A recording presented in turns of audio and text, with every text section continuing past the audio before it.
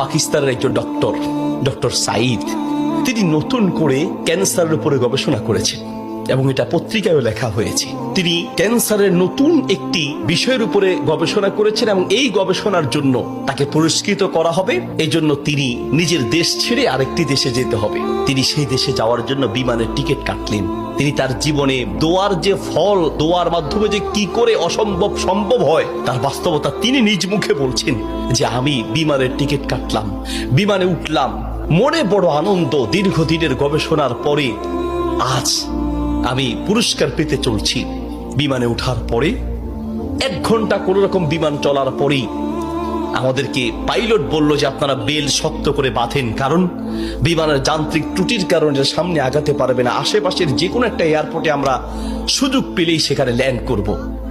তিনি বললেন, কিছুক্ষণ পরেই বিমানটা ল্যান্ড করলো।